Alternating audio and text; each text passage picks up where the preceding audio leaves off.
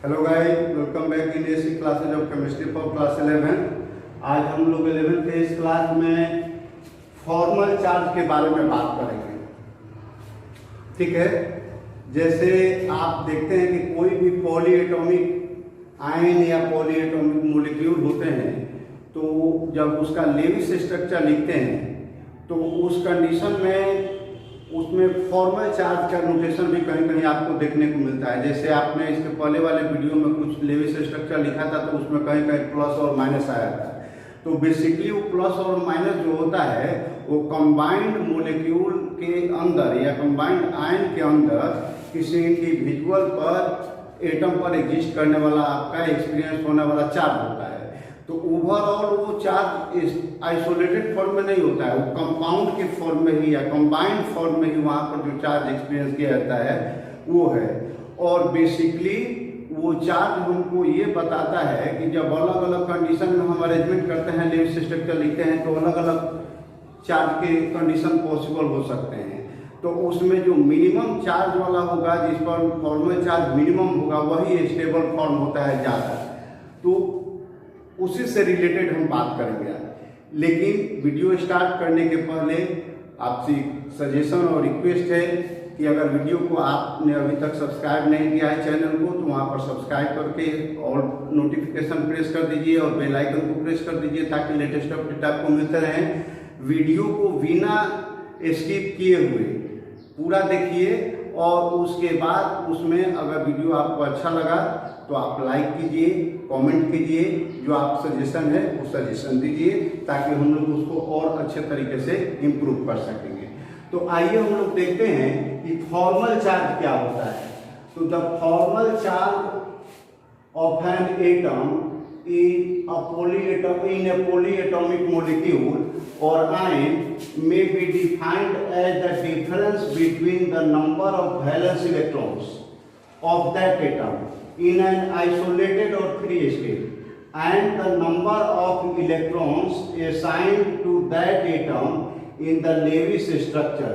It is represented as, तो ये क्या बता रहा है हमको कि जब हम फॉर्मल चार्ज का कैलकुलेशन करना चाहते हैं तो पहले देखेंगे कि जिस एटम पर फॉर्मल चार्ज का कैलकुलेशन करते हैं उसमें नंबर ऑफ वैलेंस इलेक्ट्रॉन कितना है। एक चीज तो वो हो गया। और दूसरा उसमें हुआ कि बाकी के जो लेविस स्ट्रक्चर लिखने पर उस एटम के पास जितने इलेक्ट्रॉन आ रहे हैं उन दोनों का डिफरेंस निकालना है। वही डिफरेंस आपका फॉर्मल चार्ज होगा। यानी हम लिख सकते हैं FC means formal charge, the total number of valence electrons in the free atom। अगर वो एटम फ्री रहता है तो कितना उस पर वैलेंस इलेक्ट्रॉन है, और minus total number of non bonding और lone pair electrons. Lone pair में जितने हैं यानी जो इलेक्ट्रॉन शेयरिंग में पार्ट नहीं कर रहे हैं उनकी संख्या, और फिर माइनस करना है 1/2 into total number of bounding और शेयर्ड इलेक्ट्रॉन। तो बॉन्डिंग में 1/2 से इसलिए मल्टीप्लाई किया जाता है कि बॉन्ड तो दो एटम के बीच में बनेगा और दोनों से बराबर शेयरिंग होगी। तो बॉन्ड में जितने इलेक्ट्रॉन लिए हैं हिस्सा उसका आधा होगा एक एटम का और आधा दूसरे एटम का, तो इसलिए 1/2 से करते हैं ऊपर एटम के लिए। अब एग्जाम्पल के तौर पर हम एक देखते हैं कि let us consider the ozone molecule. जैसे O3 है, इसका लेविस स्ट्रक्चर हम पहले भी लिखे हैं। लिखा जा सकता है कि जैसे वो एक पर दो इलेक्ट्रॉन, इस O पर सिंगल बॉन्ड से जुड़ा, यहाँ 6 इलेक्ट्रॉन और यहाँ डबल बॉन्ड से जुड़ा तो इस पर 2 इलेक्ट्रॉन, और इसके नंबर को तीनों तो ऑक्सीजन है। आइडेंटिफिकेशन के लिए हमने इसको 1 नंबर ऑक्सीजन माना, इसको 2 नंबर और इसको 3 नंबर। तो the atom has been numbered as 1, 2 and 3। The formal charge अब कैलकुलेट करना है तो बस फार्मूला फॉर्मल चार्ज का यही याद रखना है। तो अब एक नंबर पर जब हम बात करते हैं the central O atom mark 1, यानी सेंट्रल एटम जिसको 1 हम लिखे हैं, तो इसमें आप क्या देख रहे हैं कि ऑक्सीजन है। तो ऑक्सीजन के वैलेंस शेल में आप जानते हैं कि 6 इलेक्ट्रॉन्स होते हैं, तो ये हो गया 6 माइनस इसमें लोन पेयर कितना बचा हुआ है, तो 2 इलेक्ट्रॉन बचे हैं लोन पेयर के रूप में, तो -2 हो गया। फिर इस पर 1, 2 और 3, यहाँ पर डबल बॉन्ड है, मेरा 2 बॉन्ड है और एक यहाँ 3, तो 3 दूना 6, 3 बॉन्ड है तो इलेक्ट्रॉन टोटल कितना होगा, तो 3 2 जा 6, जितना बॉन्ड होगा उसमें 2 से मल्टीप्लाई कीजिएगा, क्योंकि एक बॉन्ड में 2 इलेक्ट्रॉन, तो यहाँ पर 6 हो गया। अब इसको अगर आप कटा देते हैं तो जैसे यहाँ से है 2 3 जा 6 हो गया, 3 लिख सकते हैं, तो कितना हुआ 6 - 2 - 3, तो 6 - 2 - 3 यानी 6 - 5 = +1 आ गया, यानी सेंट्रल एटम पर आपका +1 है। अब 2 नंबर पर देखिए तो the number of the end O atom mark 2, तो उस पर कितना है, 2 नंबर वाला जो यहाँ मार्क किए हैं, तो इस पर टोटल ऑक्सीजन है तो इस पर भी 6, तीनों में 6 ही होगा, बैलेंस होगा, तो 6, और इसमें 4 है आपके नॉन बॉन्डिंग और माइनस में डबल बॉन्ड बन रहा है, तो इस सिंगल बॉन्ड में 2 इलेक्ट्रॉन, डबल बॉन्ड में 4 इलेक्ट्रॉन, तो 4 यहाँ हो गए, तो 1/2 × 4, तो ये कटा दिए तो आपका हो गया 2, यानी 6 - 4 - 2 यानी 6 - 6 तो आपका 0 हो गया, यानी सेकंड नंबर का ऑक्सीजन पर आपका फॉर्मल चार्ज 0 होगा। अब इसी तरीके से the end O atom mark 3, जिसको आप 3 लिखे हैं, इस पर कितना है, तो 6 - 6 तो 6 क्यों होगा, ये लोन पेयर बचा हुआ है 6, माइनस में 1/2 है, तो सिंगल बॉन्ड है तो सिंगल बॉन्ड में 2 इलेक्ट्रॉन, तो ये कट गया तो 1 हुआ, यानी 6 - 6 - 1 यानी 6 - 7 तो -1। इसमें आप देखेंगे कि टोटल अगर न्यूट्रल मॉलिक्यूल है तो टोटल फॉर्मल चार्ज का सम आपका 0 होगा, जैसे यहाँ पर +1 था वो 0 था और ये -1 था तो टोटल 0 हो गया। तो hence we represent O3 along with the formal charges as follow। अब कैसे हम लिखेंगे, तो लेविस स्ट्रक्चर तो जो है वही बना दिए, 1 2 3 नहीं लिख करके, अब यहाँ 1 पर +1 आया था, यहाँ पर 0 था तो 0 लिखने की जरूरत नहीं है, यहाँ -1 आया था तो लिख दिए। अब यहाँ पर ध्यान देने वाली बात है कि formal charges help in the selection of the lowest energy structure from a number of possible Lewis structure for a given species। किसी भी स्पीसीज का ज्यादा स्टेबल कंडीशन क्या होगा, उसमें लोएस्ट एनर्जी का स्ट्रक्चर कौन है, इसी को आइडेंटिफाई करने में आपके फॉर्मल चार्ज हेल्प करते हैं। और generally the lowest energy structure is one with the smallest formal charges on the atoms. It is a factor based on a pure covalent view of bonding in which electron pairs are shared equally by neighboring atom। यानी ये formal charge का जो concept आता है वो कहाँ आता है, तो वो केवल आता है कोवैलेंट कंपाउंड के लिए। अब इसके बाद हम लोग लिमिटेशंस ऑफ ऑक्टेव रूल वाले टॉपिक की बात करेंगे। ऑक्टेव रूल क्या होता है, ऑक्टेव रूल क्या होता था, ऑक्टेव रूल जिसको आप बोलते थे, तो ऑक्टेव रूल में क्या होता है कि कोई भी एलिमेंट जो कि इनर्ट गैस नहीं है तो वो अपने नियरेस्ट इनर्ट गैस की तरह का ऑक्टेट प्राप्त करना चाहता है, यानी वो चाहता है कि उसके वैलेंस शेल में 8 इलेक्ट्रॉन्स कंप्लीट हो जाएं और वो अपने इनर्ट गैस की तरह मोर स्टेबल हो जाए। इसमें हीलियम के जो नजदीक होता है डुप्लीट पूरा करना चाहता है, क्योंकि उसमें एक ही वैलेंस इलेक्ट्रॉन होता है, जैसे हाइड्रोजन है, लिथियम है, तो ये हीलियम की तरह स्ट्रक्चर प्राप्त करना चाहता है। लेकिन बाकी जनरली जो आगे के एलिमेंट्स हैं तो वो सब के सब ऑक्टेट रूल को ही फॉलो करते हैं।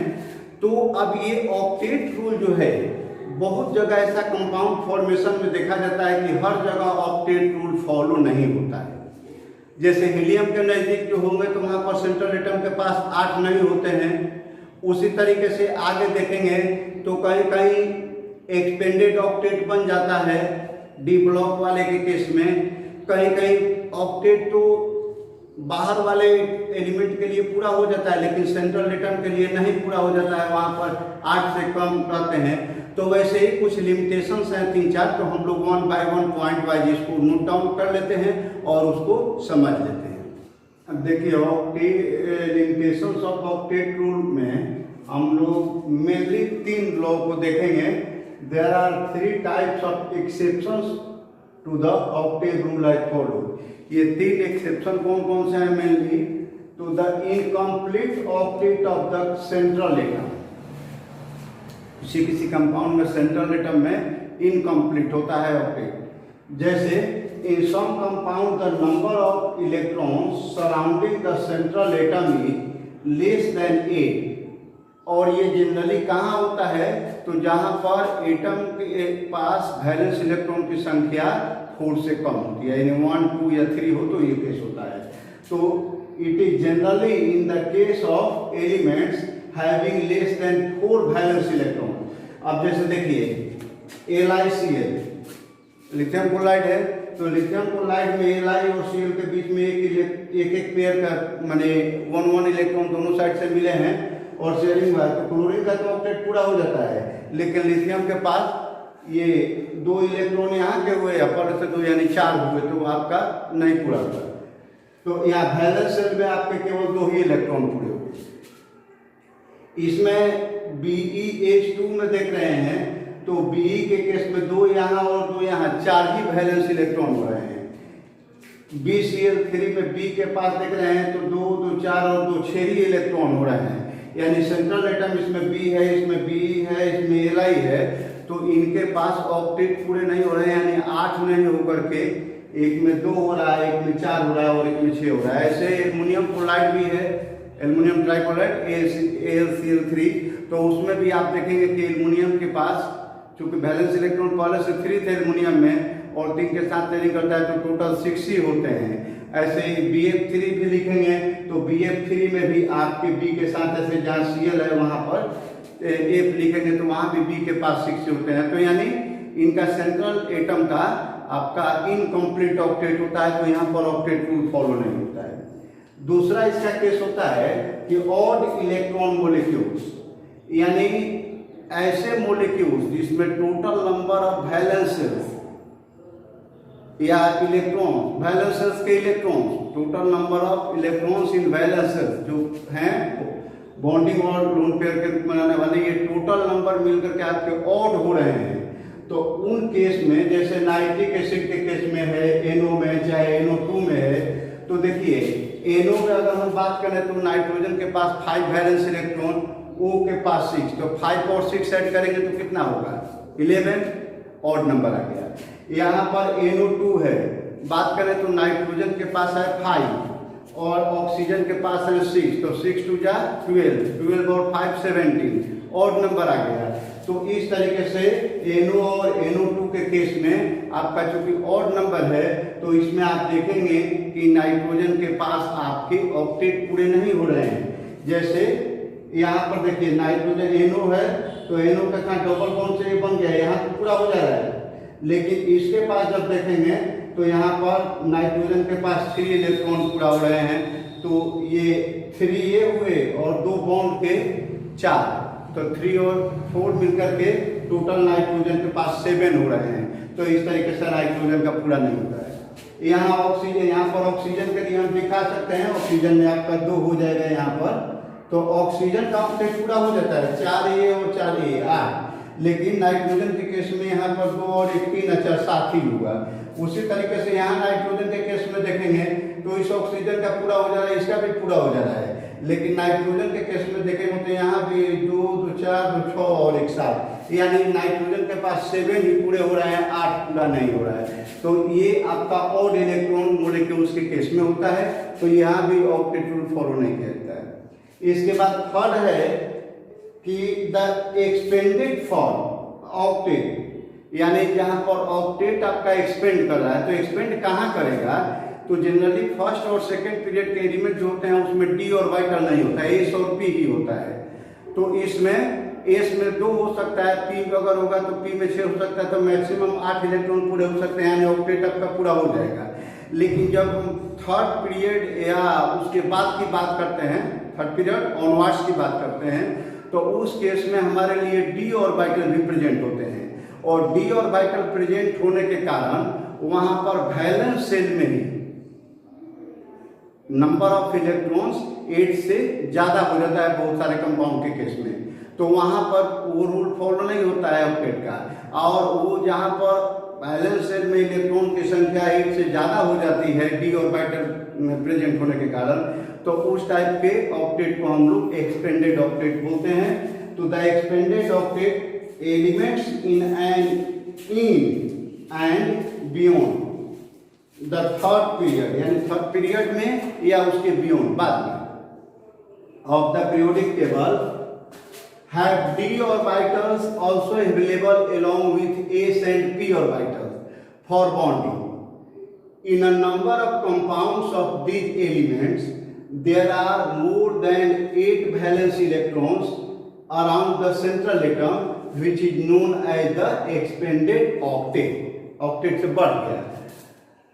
यह octet rule does not apply या डज नॉट फॉलो. यहाँ पर ऑक्टेट रूल फॉलो नहीं करता है. जैसे एग्जांपल के तौर पर हम देखते हैं PF5, SF6, H2SO4 और बहुत सारे कोऑर्डिनेशन कंपाउंड्स हैं. इसमें ये होता है, तो देखिए यहाँ पर एग्जांपल में P है, चारों तरफ से फ्लोरीन 5 लगा हुआ है, हर फ्लोरीन के पास 6 है और 2 बच रहे हैं, तो ये आपका पूरा हो जा रहा है हर जगह फ्लोरीन का. लेकिन फॉस्फोरस के पास देखेगा तो 2, 2, 4, 2, 6, 2, 8, 2, 10 हो गया. तो PF6 में क्या हो गया, 10 इलेक्ट्रॉन से राउंड द P एटम के राउंड 10 हो गया, एक्सपेंडेड हो गया, 8 से ज्यादा हो गया. ऐसे ही SF6 की बात करें तो S में भी अब चारों तरफ से फ्लोरीन तो अपना सेटिस्फाइड हो जाता है, लेकिन सल्फर के राउंड में देखें तो 6 बॉन्ड है, तो 6 2 12 इलेक्ट्रॉन्स हो गए. तो SF6 में 12 इलेक्ट्रॉन से राउंड S एटम हो गए. वैसे ही H2SO4 में भी देखेंगे तो बाकी सब जगह पूरा हो जा रहा है, लेकिन सल्फर के पास 2, 1 3, 2 5, 1 6 बॉन्ड हो रहा है, तो 6 गुना 12 इलेक्ट्रॉन यहाँ भी हो जा रहे हैं. तो H2SO4 में 12 इलेक्ट्रॉन्स अराउंड S एटम. तो इन तीनों केस में ऐसे ही बहुत सारे कोऑर्डिनेशन कंपाउंड मिलेंगे जहां पर आपको सेंट्रल मेटल एटम जो होगा वहां पर आपका 8 से ज्यादा इलेक्ट्रॉन पाए जाएंगे. तो एक्सपेंडेड ऑक्टेट का केस होता है और वहां भी ऑक्टेट रूल आपका फॉलो नहीं करता है. इसके अलावा कुछ इनर्ट गैसेस के भी कंपाउंड बनते हैं और उसमें भी आपके जैसे जेनॉन का हुआ बनता है, तो वहां भी आपका ऑक्टेट रूल फॉलो नहीं करता. तो ओवरऑल ऑक्टेट रूल बहुत सारे कॉन्सेप्ट को और खास करके ऑर्गेनिक के फील्ड में तो इम्पोर्टेंट होता है, उसको समझने में हेल्प करता है, लेकिन कुछ उसके लिमिटेशंस भी हैं. इसके बाद एक और टॉपिक की बात कर लेते हैं, जैसा कि आप लोग लैटिस एंथैल्पी के बारे में. तो लैटिस एंथैल्पी क्या होता है कि जैसे हम लोग बॉन्ड में पढ़े हैं कि इलेक्ट्रोवैलेंट बॉन्ड जो बनते हैं तो उसमें एक मेटल और एक नॉन मेटल होता है. मेटल अपना इलेक्ट्रॉन डोनेट करता है, नॉन मेटल उसको एक्सेप्ट करता है. तो जब मेटल और नॉन मेटल के बीच में बनता है, तो जैसे वाटर है तो नॉन मेटल के बीच में बना है, यहाँ कोवैलेंट बॉन्ड है, तो इसका सिंगल मॉलिक्यूल H2O मिलता है. लेकिन सोडियम क्लोराइड की बात करें तो सोडियम क्लोराइड का एक मॉलिक्यूल हमको नहीं मिलता है, बल्कि जो भी आयनिक कंपाउंड या इलेक्ट्रोवैलेंट कंपाउंड हैं वो क्रिस्टल फॉर्म में पाए जाते हैं, अपना लैटिस स्ट्रक्चर बनाते हैं. तो लैटिस स्ट्रक्चर बना करके क्रिस्टल फॉर्म में रहेंगे तो अल्टरनेट बनता है, लेयर बाय लेयर भी होता है. जैसे आप उसमें देख सकते हैं कि कहीं रहेगा आपका, मान लीजिए कि लैटिस स्ट्रक्चर में यहाँ रहेगा आपका Na, तो फिर Cl, फिर Na, फिर Cl, ऐसे चला जाता है माइनस प्लस, ये माइनस प्लस, फिर इसके अगल बगल में हो जाएगा नीचे Cl माइनस, ये हो जाएगा Na प्लस, ये हो जाएगा Cl माइनस, ये हो जाएगा Na प्लस. तो इस तरह से चारों तरफ ये स्ट्रक्चर अपना बन जाता है और ये लेयर बाय लेयर स्ट्रक्चर होता है चारों तरफ से. तो ऐसे जो स्ट्रक्चर बनते हैं इनको हम लोग लैटिस स्ट्रक्चर कहते हैं.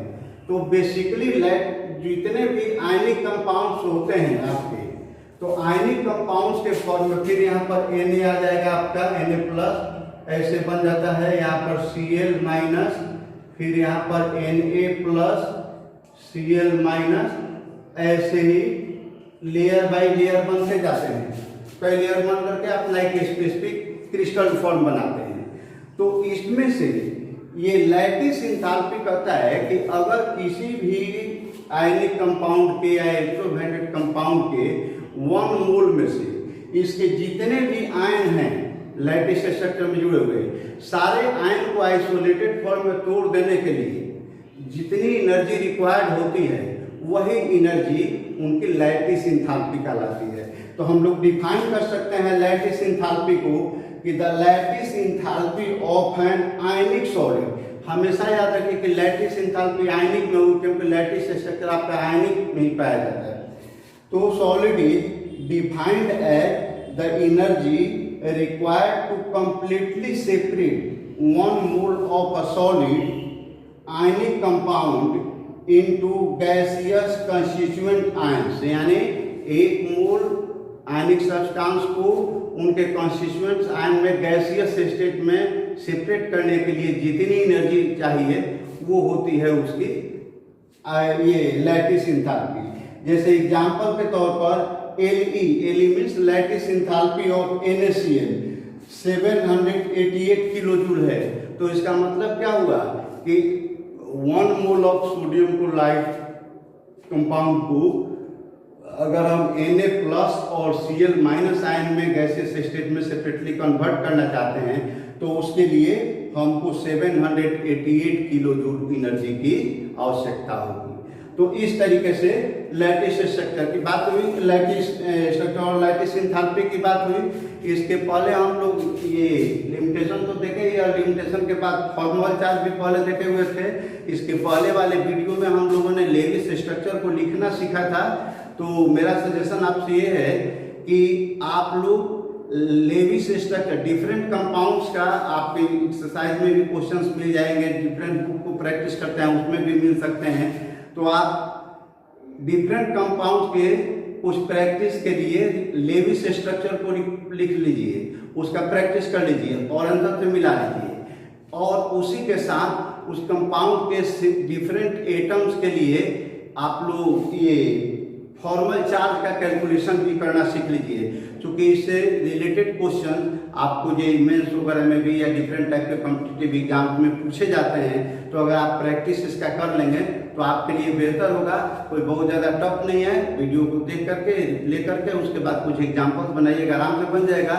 अगर फिर भी आपको कोई परेशानी हो इन दोनों टॉपिक में, फॉर्मल चार्ज की कैलकुलेशन में और लेविस स्ट्रक्चर को ड्रॉ करने में, तो आप हमें कमेंट बॉक्स में लिख करके क्वेश्चन सेंड कर सकते हैं या व्हाट्सएप से शेयर कर सकते हैं, तो हम उसको समझा देने का प्रयास करेंगे। अदरवाइज आप वीडियो केयरफुली देख करके बनाएंगे तो आपका आराम से बन जाएगा। तो इनको बना लीजिए और ये सारे पॉइंट जो आज डील किए गए इनको देख करके अच्छी तरह समझ लीजिए। इसके बाद फिर कुछ बॉन्ड पैरामीटर्स के बारे में हम लोग नेक्स्ट वीडियो में बात करेंगे कि बॉन्ड जो बनते हैं कोवैलेंट बॉन्ड बेसिकली, तो उनमें कौन कौन से पैरामीटर होते हैं, यानी कौन बनते हैं तो कौन कौन से पैरामीटर होते हैं, जिनके आधार पर हम कुछ उनकी प्रॉपर्टी का स्टडी करते हैं। तो इन सारे टॉपिक्स के साथ हम लोग मिलेंगे आगे के वीडियोज में और अगले टॉपिक आगे बढ़ते रहेंगे। चैप्टर बहुत इंटरेस्टिंग है और ध्यान देने वाला है, क्योंकि यह हर साइड से इम्पोर्टेंट है। इसलिए वीडियो को विदाउट स्किपिंग आप कंटिन्यूअसली देखें, चैनल से जुड़े रहें। मिलता है अगले वीडियो में। Thank you.